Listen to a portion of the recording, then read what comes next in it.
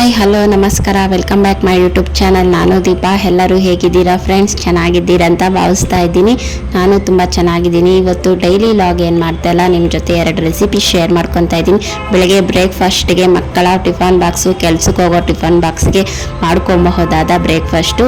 First recipe ಬಂದು soya chunks ಮತ್ತು ಬಟಾಣಿ ಬಳಸ್ಕೊಂಡು ರೈಸ್ ಬಾತ್ ಮಾಡ್ತಾ ಇದ್ದೀನಿ. ಅದು ಹೇಗೆ ಮಾಡೋದು ಅಂತ ನೋಡೋಣ ಬನ್ನಿ ಫ್ರೆಂಡ್ಸ್ಗೆ. ಎಣ್ಣೆ ಹಾಕ್ಕೊಂಡಿದ್ದೀನಿ. ಎಣ್ಣೆ ಬಿಸಿ ಆದಮೇಲೆ ಚಕ್ಕೆ, ಲವಂಗ, ಜೀರಿಗೆ, ಮೆಣಸು, ಸೋಂಕಾಳು, ಪಲಾವ್ ಎಲೆ, ಜಾಪತ್ರೆ, ಅನಾನಸು ಇಷ್ಟು ಹಾಕ್ಕೊಂಡು ಎಣ್ಣೆಲಿ ಫ್ರೈ ಆದಮೇಲೆ ಹಸಿಮೆಣ್ಸಿನ್ಕಾಯಿ ಹಾಕ್ಕೊತಾ ಇದ್ದೀನಿ. ಮೊದಲೇ ಹಸಿಮೆಣ್ಸಿನ್ಕಾಯಿ ಯಾಕೆ ಹಾಕ್ಕೊತಾ ಇದ್ದೀನಿ ಅಂದರೆ ಕೆಲವರಿಗೆ ಗ್ಯಾಸ್ಟ್ರಿಕ್ ಆಗುತ್ತೆ. ಫಸ್ಟೇ ಹಸಿಮೆಣ್ಸಿನ್ಕಾಯಿ ಎಣ್ಣೆಲಿ ಹುರ್ಕೊಂಡು ಆಮೇಲೆ ಮಿಕ್ಕಿದ ಪದಾರ್ಥಗಳು ಹಾಕ್ಕೊಂಡ್ರೆ ಗ್ಯಾಸ್ಟ್ರಿಕ್ ಆಗಲ್ಲ ಫ್ರೆಂಡ್ಸ್. ಅದಕ್ಕೋಸ್ಕರ ಮೆಣಸಿನ್ಕಾಯಿನೂ ಚೆನ್ನಾಗಿ ಫ್ರೈ ಆದಮೇಲೆ ಇವಾಗ ಈರುಳ್ಳಿ ಹಾಕ್ಕೊತಾ ಇದ್ದೀನಿ. ಈರುಳ್ಳಿನೂ ಎಣ್ಣೆಯಲ್ಲಿ ಕಲರ್ ಚೇಂಜ್ ಆಗೋವರೆಗೂ ಚೆನ್ನಾಗಿ ಫ್ರೈ ಮಾಡ್ಕೊಬೇಕು. ಇದು ಫ್ರೈ ಆದಮೇಲೆ ಇವಾಗ ಹಸಿ ಬಟಾಣಿ ತೊಗೊಂಡಿದ್ದೀನಿ.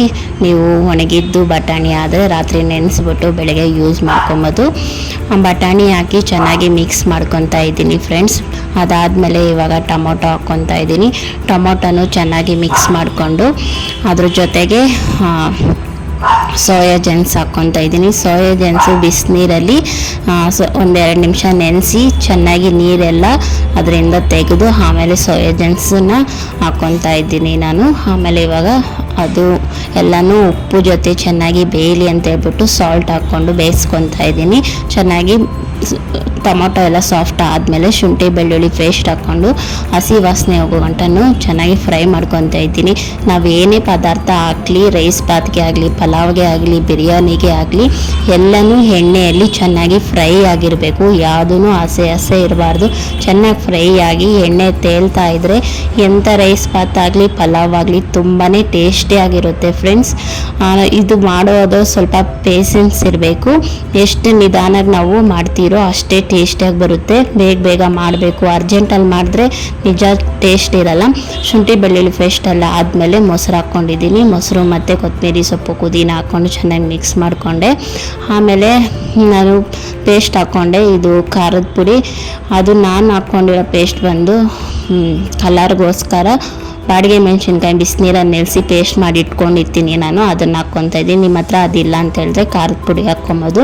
ಖಾರದ ಪುಡಿ ಎಲ್ಲ ಹಾಕ್ಕೊಂಡು ರುಚಿಗೆ ತಕ್ಕಷ್ಟು ಉಪ್ಪೆಲ್ಲ ಹಾಕಿ ಚೆನ್ನಾಗಿ ಫ್ರೈ ಆದಮೇಲೆ ನಾವು ಅಕ್ಕಿ ಎಷ್ಟು ತೊಗೊಂಡಿರ್ತೀರೋ ಕ್ವಾಂಟಿಟಿ ಅದ್ರ ಪ್ರಕಾರ ನೀರು ಹಾಕ್ಕೊಂಡು ಅಕ್ಕಿ ತೊಳೆದು ಹಾಕ್ಕೊತಾ ಇದ್ದೀನಿ. ಒಂದು ಕುದಿ ಬಂದಮೇಲೆ ಇದನ್ನು ಕುಕ್ಕರ್ ಕ್ಲೋಸ್ ಮಾಡಿ 2 ವಿಸಿಲ್ ತೊಗೊಬೋದು.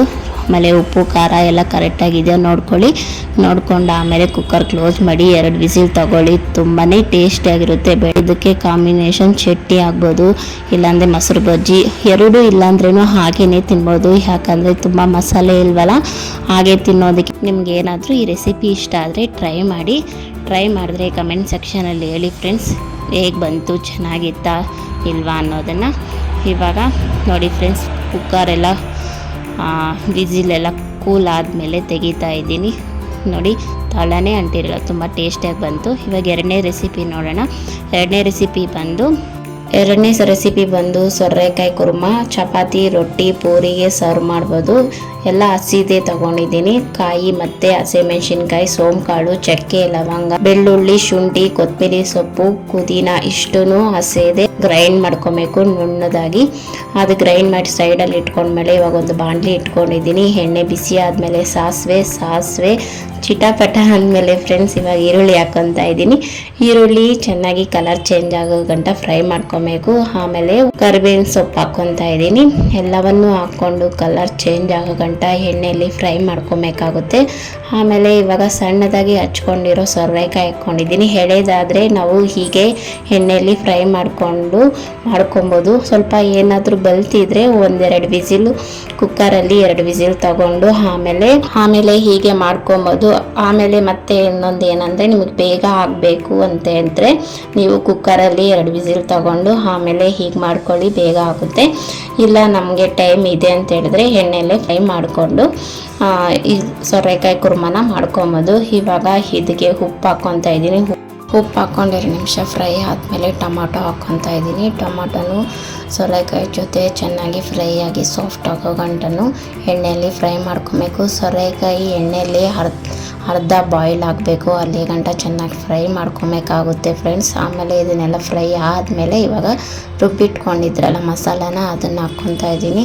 ಹಾಗೆ ಮಿಕ್ಸಿ ಜಾರಿಗೆ ನೀರು ಹಾಕ್ಕೊಂಡು ಇರೋ ಮಸಾಲೆನೆಲ್ಲ ಸೇರಿಸ್ಕೊತಾ ಇದ್ದೀನಿ. ನಮಗೆ ಎಷ್ಟು ಬೇಕೋ ಅಷ್ಟು ನೀರು ಹಾಕ್ಕೊಬೋದು, ಅದಕ್ಕೆ ಬೇಕೋ ಅದಕ್ಕೆ ನೀರು ಹಾಕ್ಕೊಂಡ್ಮೇಲೆ ಮುಂಚೆನೇ ನಾವು ಹಸಿಮೆಣ್ಸಿನ್ಕಾಯಿ ಹಾಕ್ಕೊಂಡಿದ್ದೀರಿ. ಇಲ್ಲಿ ನಾವು ಖಾರದ ಪುಡಿ ಬಳಸ್ತಾ ಇಲ್ಲ. 1 ಸ್ಪೂನ್ ಧನಿಯಾ ಪುಡಿ ಹಾಕ್ಕೊತಾ ಇದ್ದೀನಿ ಮತ್ತು ಗರಂ ಮಸಾಲ ಹಾಕ್ಕೊತಾ ಇದ್ದೀನಿ 1 ಸ್ಪೂನು. ಇಷ್ಟು ಹಾಕ್ಕೊಂಡು ಚಿಟಿಕೆ ಅರಿಶಿನ ಹಾಕ್ಕೊಂಡು ಚೆನ್ನಾಗಿ ಹಸಿ ವಾಸನೆ ಹೋಗೋ ಗಂಟ ಮತ್ತು ಸೋರೆಕಾಯಿನೂ ಚೆನ್ನಾಗಿ ಬೇಯೋ ಗಂಟ ಬೇಯಿಸ್ಕೊಬೇಕಾಗುತ್ತೆ. ರುಚಿಗೆ ತಕ್ಕಷ್ಟು ಉಪ್ಪು ಹಾಕಿ ಚೆನ್ನಾಗಿ ಮಿಕ್ಸ್ ಮಾಡಿಕೊಂಡು ಸೋರೆಕಾಯಿ ಬೇಯೋ ಗಂಟ ಚೆನ್ನಾಗಿ ಫ್ರೈ ಮಾಡಿಕೊಂಡ್ರೆ ಸೋರೆಕಾಯಿ ಕುರ್ಮಾ ತುಂಬಾ ಟೇಸ್ಟಿಯಾಗಿ ರೆಡಿ ಆಗುತ್ತೆ ಫ್ರೆಂಡ್ಸ್. ನೋಡೋದ್ರಲ್ಲ 2 ರೆಸಿಪಿ ಹೇಗಿತ್ತು ಅನ್ನೋದನ್ನು ಕಮೆಂಟ್ ಸೆಕ್ಷನಲ್ಲಿ ಹೇಳಿ. ನಿಮ್ಗೆ ಏನಾದರೂ ಇಷ್ಟ ಆದರೆ ಲೈಕ್ ಮಾಡಿ, ಶೇರ್ ಮಾಡಿ, ಕಮೆಂಟ್ ಮಾಡಿ, ನಿಮ್ಮ ಅನಿಸಿಕೆ ಅಭಿಪ್ರಾಯನ ಹೇಳಿ ಫ್ರೆಂಡ್ಸ್. ನಾನು ಚಪಾತಿ ಮಾಡ್ಕೊಂಡಿದ್ದೆ. ಮತ್ತೊಂದು ವಿಡಿಯೋದಲ್ಲಿ ಸಿಗ್ತೀನಿ. Bye friends.